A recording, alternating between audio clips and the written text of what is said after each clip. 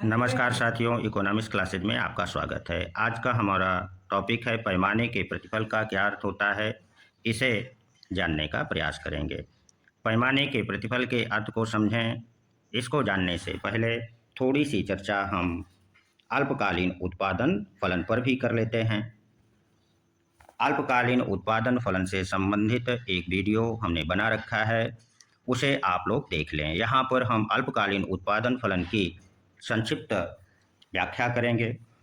जैसा कि हम लोगों ने अल्पकालीन उत्पादन फलन की व्याख्या के दौरान ये देखा था कि जब स्थिर साधन के साथ परिवर्तनशील साधन की मात्रा में परिवर्तन करते हैं तो जो उत्पादन में परिवर्तन होता है वह परिवर्तनशील साधन की मात्रा का परिणाम होता है।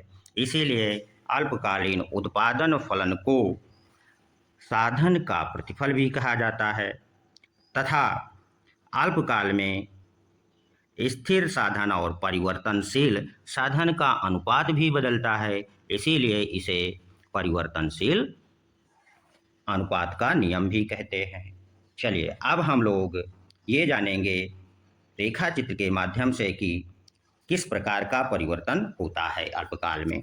जैसा कि आप चित्र में देख पा रहे होंगे कि आर एस तथा टी क्यू रेखाएं साधन अनुपात को बतलाती हैं।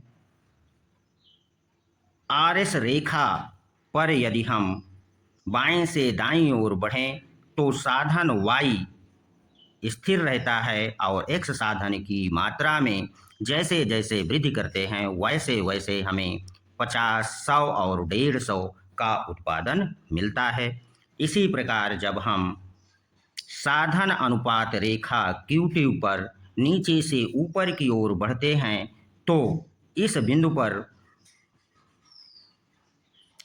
50 इकाई तथा इस बिंदु पर 100 इकाई तथा इस बिंदु पर 150 इकाई का उत्पादन प्राप्त होता है। ठीक, अब चलिए हम लोग पैमाने के प्रतिफल को समझते हैं कि पैमाने का प्रतिफल का क्या अभिप्राय है। तो पैमाने का जो विचार है यह दीर्घकाल से संबंधित होता है और चूंकि हम जानते हैं कि दीर्घकाल में स्थिर साधन भी परिवर्तित हो जाते हैं तथा उत्पत्ति के प्रत्येक साधन को आवश्यकता एवं इच्छा अनुसार परिवर्तित किया जा सकता है, जिसके परिणाम स्वरूप जो उत्पादन का पैमाना अर्थात प्लांट है उसमें परिवर्तन हो जाता है। इसे हम एक उदाहरण से समझ लें। जैसे कि कोई टेलर है, उसके पास 2 मशीनें और 2 कारीगर हैं। इस उत्पादन के पैमाने से वह प्रतिदिन 10 पैंट शर्ट बना सकता है। यदि उसे 20 शर्ट और 20 पैंट बनाना है तो उसे अपने इस प्रोडक्शन स्केल अर्थात उत्पादन के पैमाने में परिवर्तन करना पड़ेगा, अर्थात 2 अतिरिक्त मशीनें और 2 अतिरिक्त श्रमिकों की उसे आवश्यकता पड़ेगी, जिसके परिणाम स्वरूप जो उसका प्रोडक्शन स्केल है वह बढ़ गया है। किंतु यहाँ अगर आप ध्यान से देखें तो जो साधनों का अनुपात है वह अपरिवर्तित रहता है। वो कैसे? जैसे कि एक मशीन पर एक श्रमिक ही काम कर सकता है, अर्थात पैमाने के प्रतिफल में साधनों का अनुपात स्थिर रहता है। अतः हम कह सकते हैं कि जब उत्पत्ति के साधनों के प्रयोग को स्थिर रख करके सभी साधनों में वृद्धि की जाती है तो इसे पैमाने का वृद्धि कहा जाता है। इसी प्रकार जब उत्पत्ति के साधनों के प्रयोग को स्थिर रख करके सभी साधनों में कमी की जाती है तो इसे पैमाने की कमी कहते हैं। ठीक, आप समझ लिए होंगे। चलिए अब हम पैमाने के प्रतिफल को जान लेते हैं कि पैमाना का प्रतिफल क्या होता है। जैसा कि चित्र में ओ यस रेखा जो मूल बिंदु से प्रारंभ होती है, कहाँ से प्रारंभ होती है? मूल बिंदु से प्रारंभ होकर के एक सरल रेखा के रूप में है। यह रेखा हमें पैमाना रेखा को प्रदर्शित करती है और जिस पर साधनों का अनुपात स्थिर रहता है। अब उत्पादक को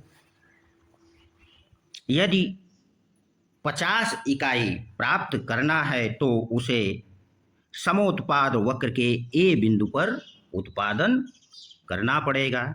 ए बिंदु पर वह वाई साधन और एक्स साधन का जो अनुपात है कि OY1 मात्रा तथा OX1 मात्रा का प्रयोग करके 50 इकाई उत्पादन प्राप्त कर सकता है। अब उसे यदि अपने उत्पादन को 50 और बढ़ाना है अर्थात 100 उत्पादन प्राप्त करना है तो वह समोत्पाद वक्र के बी बिंदु पर उत्पादन करेगा। यहाँ पर वह एक्स साधन की और वाई साधन की मात्रा में समान अनुपात में परिवर्तन करता है। जैसा कि चित्र में वह वाई साधन की मात्रा में y1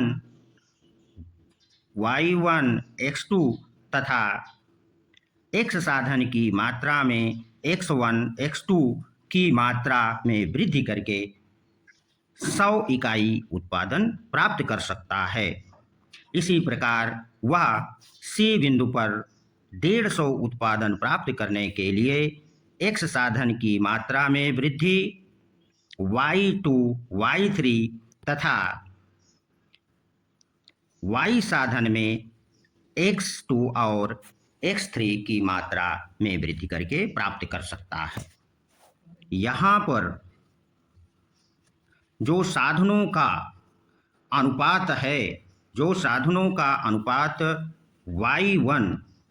y/x है वह अपरिवर्तित रहता है और साधनों की मात्रा में वृद्धि के परिणाम स्वरूप उत्पादन के पैमाने में वृद्धि के परिणाम स्वरूप हमें उत्पादन बढ़ता हुआ प्राप्त होता है। ये पैमाने की वृद्धि का परिणाम है। इसे ही हम पैमाने का प्रतिफल कहते हैं।